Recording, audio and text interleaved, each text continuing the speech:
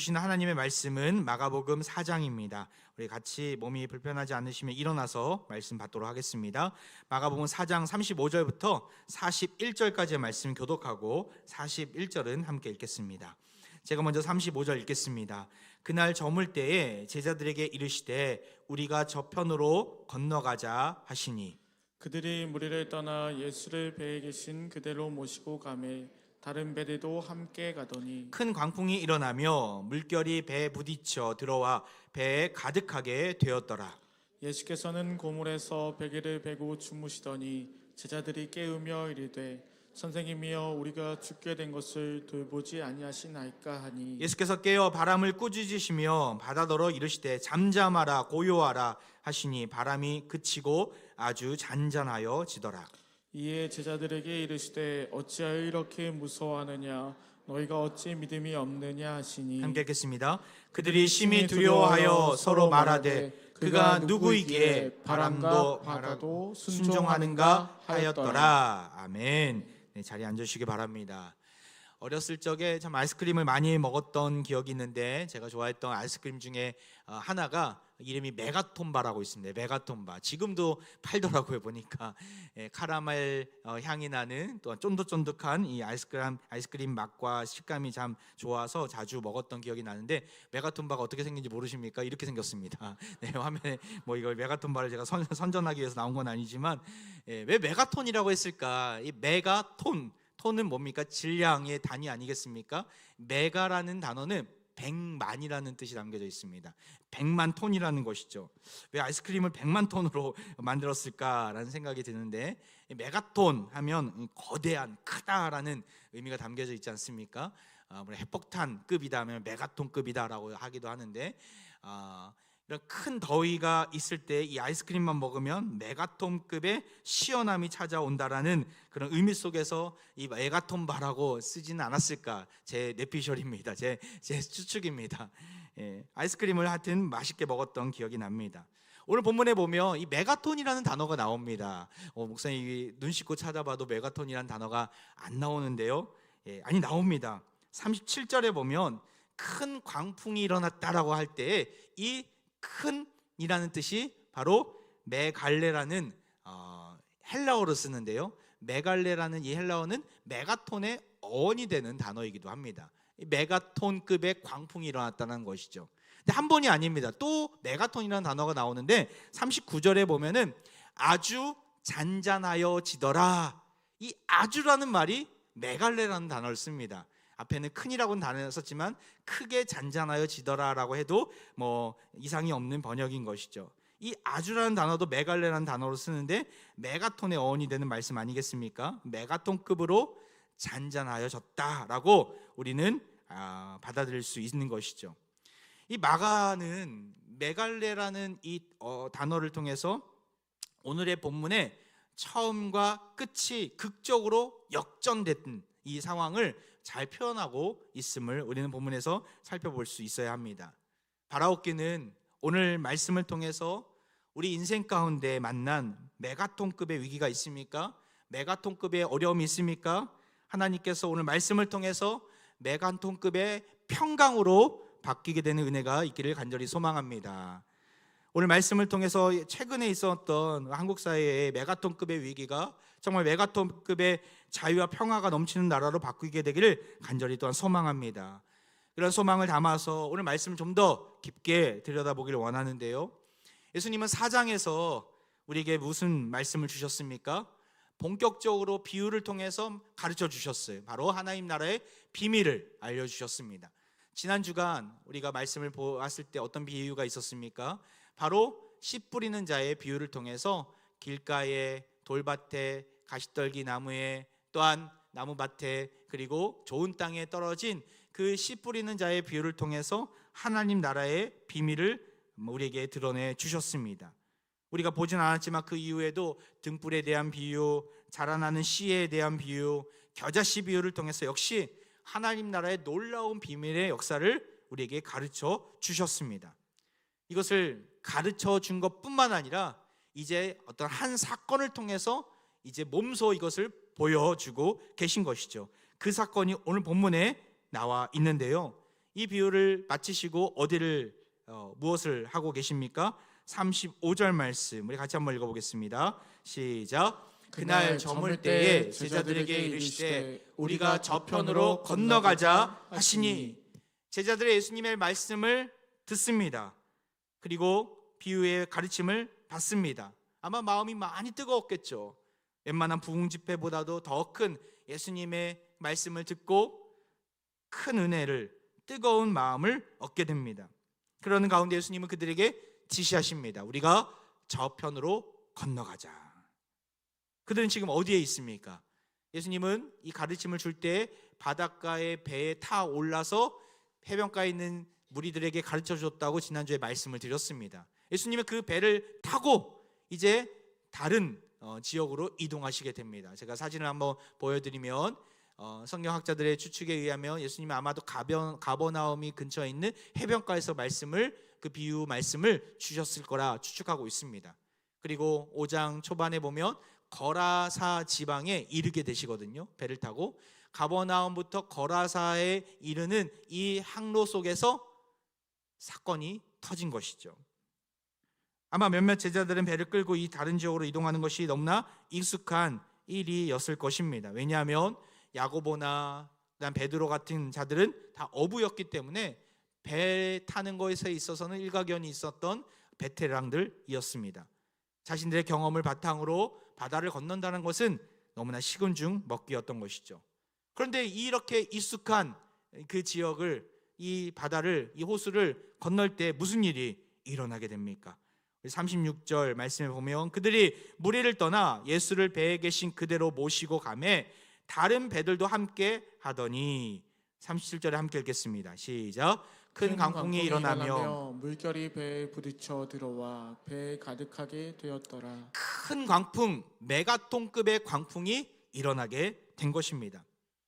많은 무리들은 아니지만 제자들을 비롯해서 따르는 여러 사람들은 여러 배를 함께 나눠 탄 것을 보면 배가 그리 크지 않음을 우리는 보게 됩니다.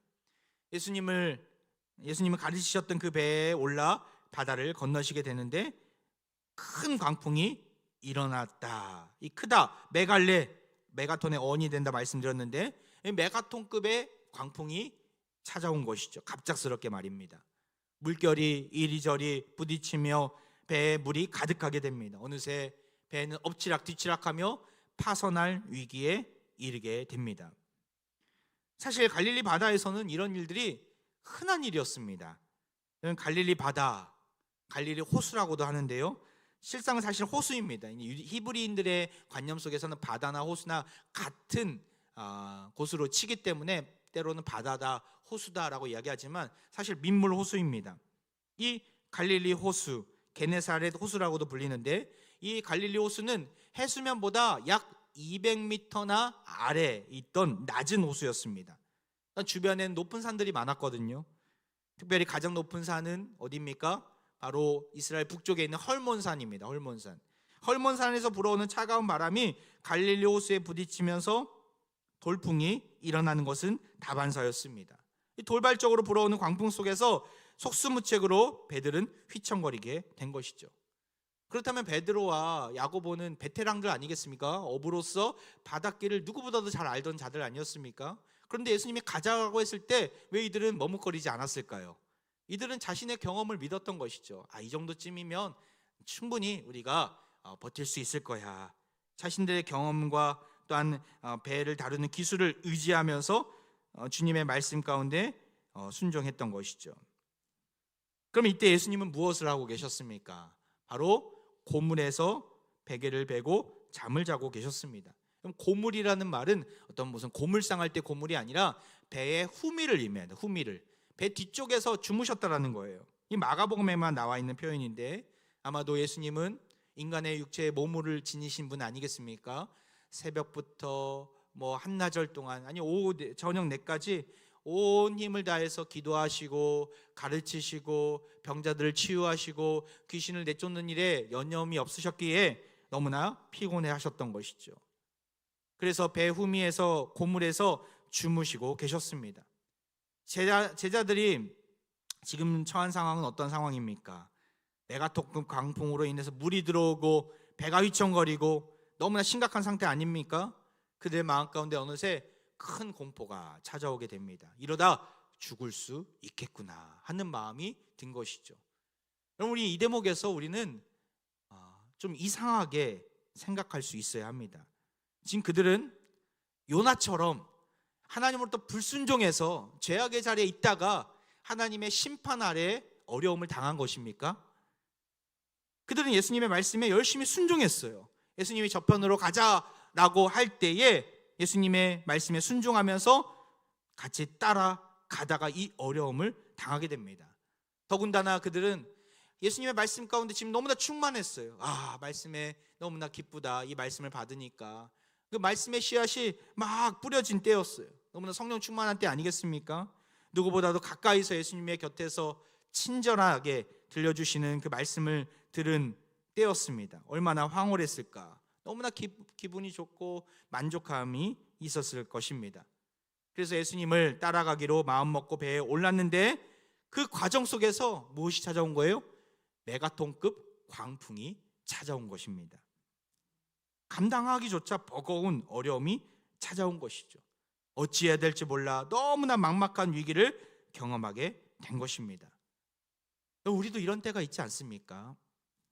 최선을 다해서 주를 위해 살기로 작정하고 말씀 앞에 머물고 올해는 내가 제자 훈련을 받아야 되겠다. 내가 올해는 말씀을 더욱더 깊이 연구해야 되겠다.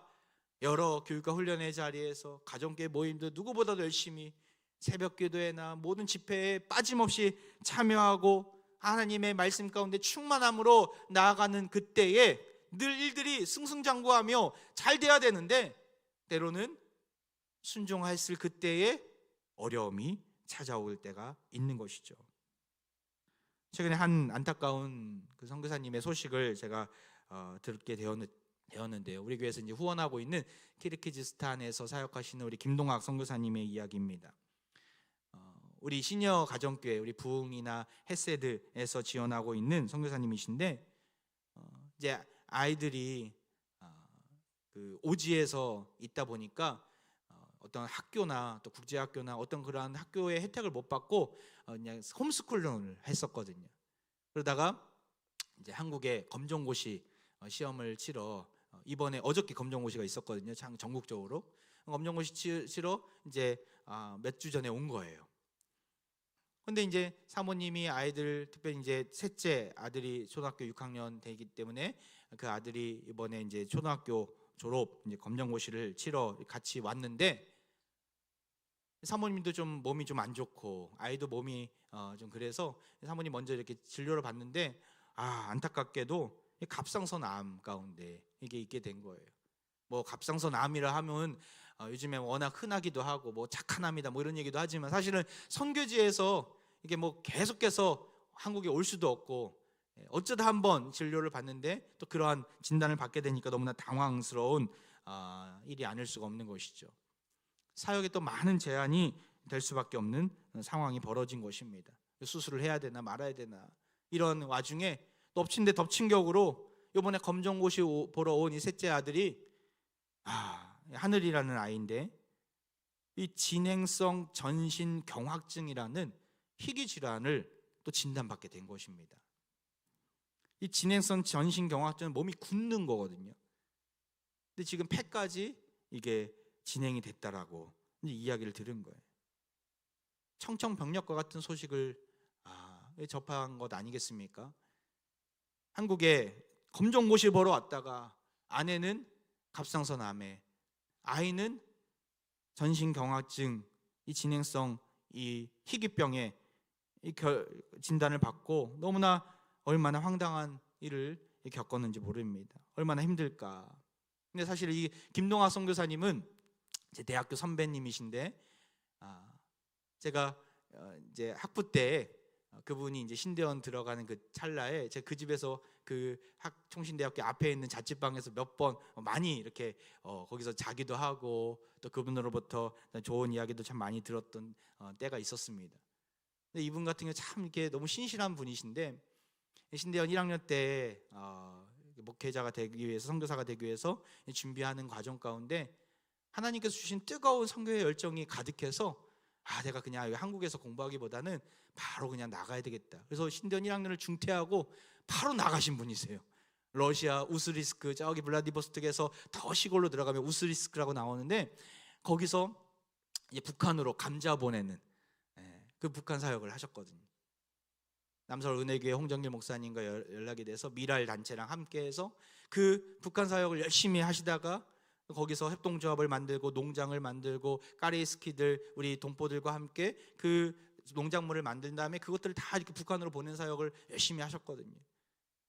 그러다가 또 때가 되었을 때 하나님이 또 키르기즈스탄으로 또 사역지를 이동케 하셔서 교육의 혜택이 없는 오지로 들어가서 열심으로 사역을 감당하다가 최근에 이러한 또 어려움을 당하게 된 것이죠.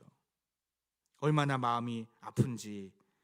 하나님이 주신 비전과 열정을 가지고 그 땅에서 하나님 가라고 하셨으니까 가서 온 힘을 다해 선교 사역을 감당하다가 순수한 마음으로 힘쓰다가 이런 어려움을 당해 너무나 마음이 저도 아픈 가운데 있습니다.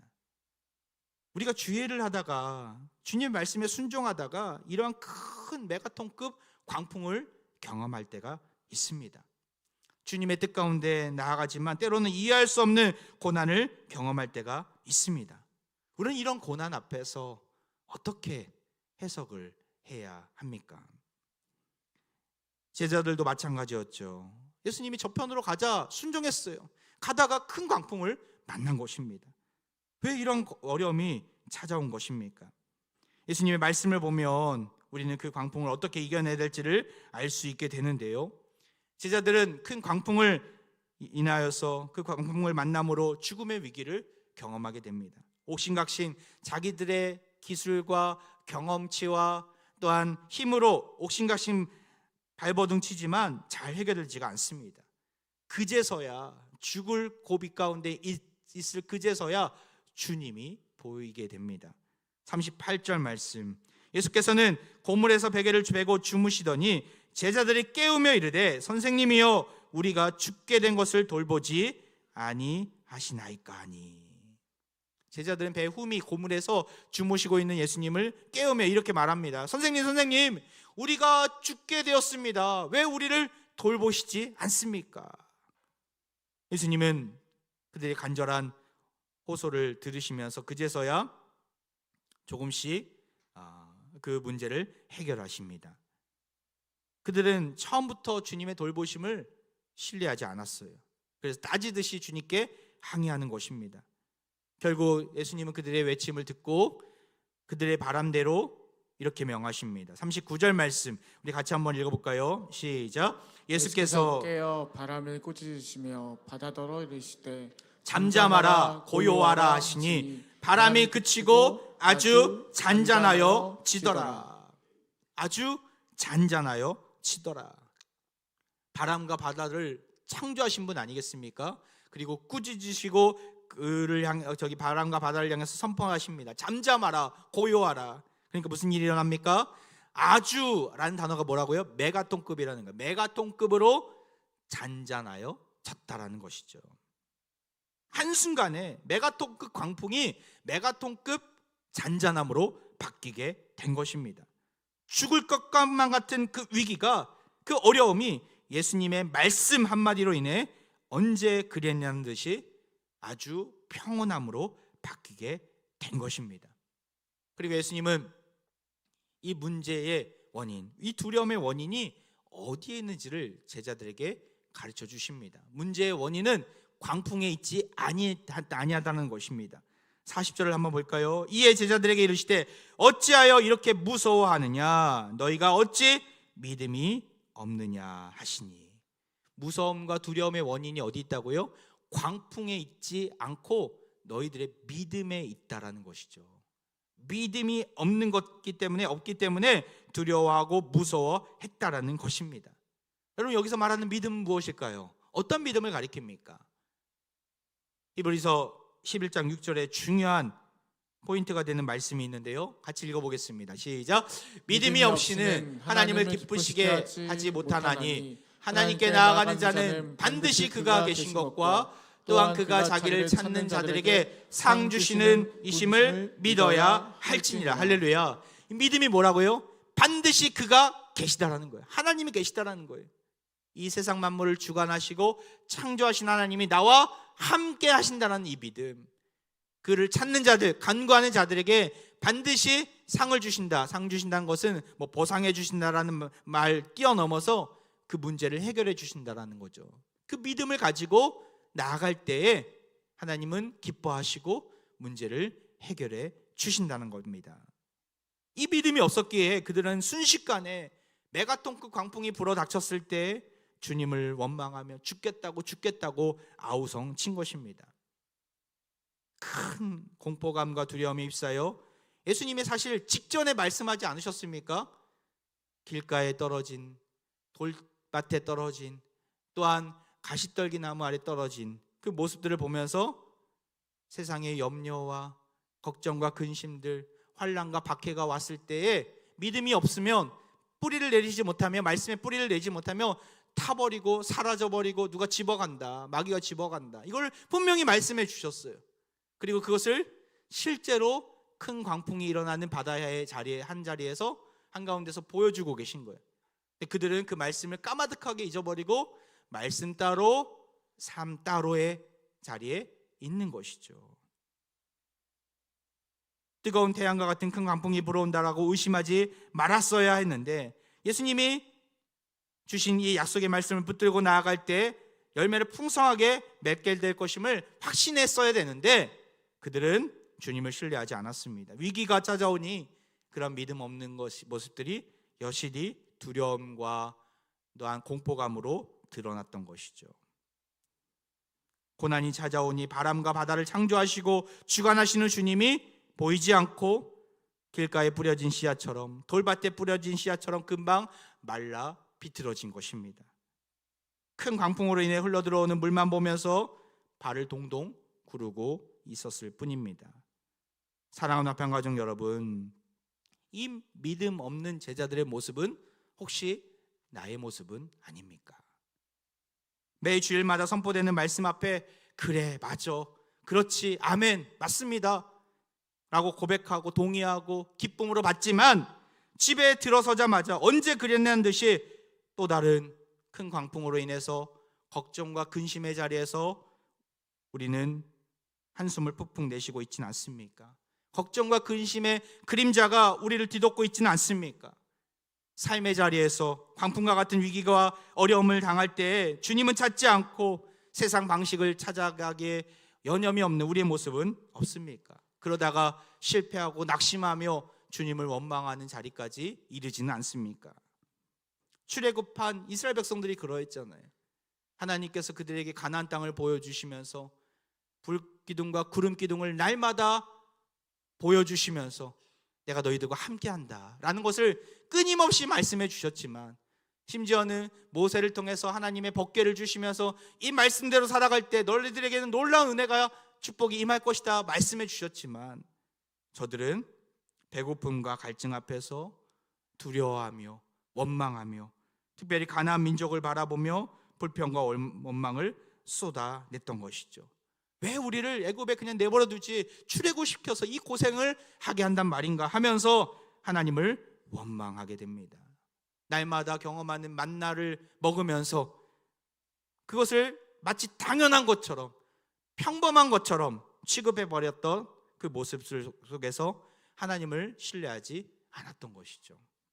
결국 그들은 사명을 잊어버린 채 사명의 광야길 속에서 그냥 먹다가 죽는 인생으로 전락해 버리게 됩니다. 믿음이 없으면 이러한 결말을 맞이하게 됩니다. 사랑하는 화평가족 여러분, 믿음을 가지시길 바랍니다. 어떤 믿음이요? 하나님이 반드시 나와 함께 하신다는 믿음, 반드시 그를 찾는 자들에게 상을 주시고 해결해 주신다는 이 믿음, 이 믿음이 있을 때 비로소 하나님을 기쁘시게 할 수 있습니다. 우리 삶의 주인공은 예수 그리스도이심을 믿는 믿음을 소유하시길 바랍니다. 그 믿음을 가질 때에 아주 잔잔하여지더라, 이 놀라운 하나님의 역사가 펼쳐지게 될 줄 믿습니다. 제자들은 메가톤급 잔잔함, 메가톤급 고요함, 평강을 경험하게 됩니다. 주님을 찾으니까 상황이 완전히 역전된 것이죠. 이 진리의 말씀을 그냥 귀로만 듣지 않고 삶으로 보여주시고자, 경험을 통해서 마음에 새기고자 저편으로 가자 하신 것입니다. 우리 주님은 때로 우리에게도 마찬가지로 저편으로 가자라고 하실 때가 있어요. 그때 머뭇거리지 마시고 주님이 나와 함께 계심을 믿고 담대히 그 길을 향해 나아가길 바랍니다. 큰 광풍을 만났습니까? 이 말씀을 꼭 기억했으면 좋겠어요. 오늘 말씀은 구약의 성취의 말씀입니다. 시편 107편에 이런 말씀이 있거든요. 우리 같이 한번 읽어보겠습니다. 시작. 이에 그들이 그들의 고통 때문에 여호와께 부르짖음에 그가 그들의 고통에서 그들을 인도하여 내시고 광풍을 고요하게 하사 물결도 잔잔하게 하시는도다. 할렐루야. 우리 예수님이 이 시편의 말씀을 지금 성취하고 계신 자리예요. 물결도 아주 큰 잔잔함으로 바꾸어 주신 것이죠. 광풍이 있다고, 내 앞에 어려움이 있다고 두려워하지 마시고 주님이 나와 함께 한다는 사실들을 기억하고 담대함으로 광풍을 이겨내시는 고요한 바다를 우리에게 허락하신 주님을 신뢰하는 우리 모두가 되기를 주의 이름으로 축원드립니다. 말씀을 마무리합니다. 어제 말씀을 준비하면서 우리 선교사님으로부터 이런 연락을 또 받았어요. 너무나 감사한 연락이었는데, 문자를 이렇게 주고 받았는데, 함께 두 손 모아 아뢰어 주시고 위로와 격려로 함께 해주셔서 감사합니다. 오늘은 기쁜 소식을 전합니다. 방금 아내 검사 결과 받으러 다녀오는 길입니다. 수술하지 않게 되었습니다. 세포 검사 결과 암은 확실한데 위치와 크기가 좋아서 수술하지 않고 6개월 후에 다시 검사하자고 하시네요. 너무 감사드립니다. 이제 하늘이 치료에 집중할 수 있게 되었습니다. 할렐루야. 하나님이 하신 줄 믿습니다. 그 사모님 소식을 듣고 기도 제목을 우리 단톡방에 특별히 우리 중보기도 팀에 나눴었거든요. 하나님이 참 놀랍게 역사하고 계시는구나. 얼마나 감사한지. 우리 하늘이에게도 반드시 치유의 역사가 있을 줄 믿습니다. 겨우내 메마르고 죽었다고 생각했던 나무들의 끝을 보니까 새싹이 돋고 있더라고요. 그리고 꽃이 피고 있더라고요. 어제 봄비가 내렸으니까 이번 한 주간은 아마도 눈꽃과 같은 벚꽃들이 만개할 것입니다. 봄이 오는 길목에 우린 서 있는데 제가 시 한 편 읽어드리고 싶습니다. 이철환 시인의 아픔과 슬픔도 길이 된다라는 시인데요, 제가 한번 읽어보겠습니다. 오랜 시간의 아픔을 통해 나는 알게 되었다. 아픔도 길이 된다는 것을. 바람 불지 않는 인생은 없다. 바람이 불어야 나무는 쓰러지지 않으려고 더 깊이 뿌리를 내린다. 바람이 나무를 흔드는 이유다. 바람이 우리를 흔드는 이유다. 아픔도 길이 된다. 슬픔도 길이 된다. 사명의 길을 걷다가 아픔이 찾아왔습니까? 슬픔이 찾아왔습니까? 큰 강풍을 만나 아픔의 눈물, 슬픔의 신음 가운데 나아가십니까? 우리를 위해 십자가에서 자기 목숨을 버리신 주님이 나와 함께 한다는 사실들을 기억하시기 바랍니다. 목숨을 아끼지 않으신 그 십자가의 놀라운 사랑을 보이신 그 주님이 우리의 슬픔과 우리의 아픔을 함께 느끼고 계십니다. 주님이 우리와 함께 하시며 우리 기도 가운데 반드시 역사하실 것입니다. 말씀 앞에 깊이 뿌리를 내리시기 바랍니다. 한순간의 기쁨이 아니라 한 주간 내내 기쁨이 지속되길 바랍니다. 큰 광풍이 있다고 주저하지 마시고 흔들림 없이 주님이 저편으로 가자 하실 때 주님 감사합니다. 큰 광풍이 있더라도 두렵지 않습니다. 주님이 함께 하시기 때문입니다. 믿음으로 고백하면서 주님이 명하신 저편으로 담대히 나아가는 사랑하는 모든 화평가족들 되기를 주의 이름으로 축원드립니다. 이 시간 우리 함께 찬양으로 나아가는데요, 괴로울 때 주님의 얼굴을 바라보아야 합니다. 우리 모든 염려를 주님께 내어 맡기면서 함께 찬양으로 나아갑니다. 괴로울 때 주님의 얼굴 보라. 괴로울 때 주님의 얼굴 보라. 평화의 주님 바라보아라. 세상에서 시달린 친구들아, 위로의 주님 바라보아라. 다시 한번 찬양합니다. 괴로울 때 주님의 얼굴 보라. 괴로울 때 주님의 얼굴 보라. 평화의 주님 바라보아라. 세상에서 시달린 친구들아, 위로의 주님 바라보아라. 눈을 들어 주를 보라. 눈을 들어 주를 보라. 내 모든 염려 주께 맡겨라. 슬플 때에 주님의 얼굴 보라. 사랑의 주님 안식 힘이 없고 내 마음 연약할 때, 힘이 없고 내 마음 연약할 때 능력의 주님 바라보시길 바랍니다. 능력의 주님 바라보아라. 주의 이름 부르는 모든 자들 힘주시고. 우리 2절 다시 한번 찬양합니다. 힘이 없고 내 마음이 연약할 때, 힘이 없고 내 마음 연약할 때 능력의 주님 바라보아라. 주의 이름 부르는 모든 자들 힘주시고. 우리 두 손 들고 찬양합니다. 눈을 들어 주를 보라. 눈을 들어 주를 보라. 내 모든 염려 주께 맡겨라. 슬플 때에 주님의 얼굴 보라. 사랑의 주님 안식. 다시 한번 마지막으로 눈을 들어. 눈을 들어 주를 보라.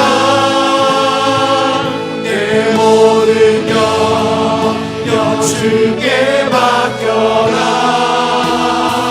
슬플 때에 주님의 얼굴 보라. 사랑의 주님 안식 주리라. 할렐루야, 할렐루야. 우리의 믿음을 보시고 기뻐하시는 주님을 찬양합니다.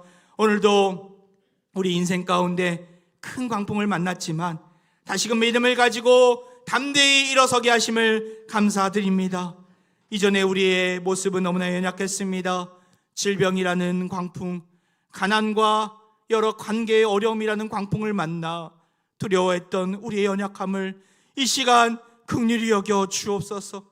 모든 광풍을 고요하게 하시고 메가톤급으로 잠잠케 하시는 주님을 신뢰하게 하옵소서. 반드시 우리를 평온케 하시는 주님을 바라보며 평강을 누리는 우리 모든 화평 가족들 되게 하여 주옵소서. 이 시간 병든 육체와 상한 마음 위에 손을 얹고 기도합니다. 인생의 모든 광풍을 고요케 잠잠케 하신 주님, 이 시간 못 고치는 질병을 만나 두려워하며 고통 중에 불안에 떠는 우리를 불쌍히 여겨 주옵소서. 세상은 포기할지라도 우리 주님은 포기하지 않으실 것을 믿습니다.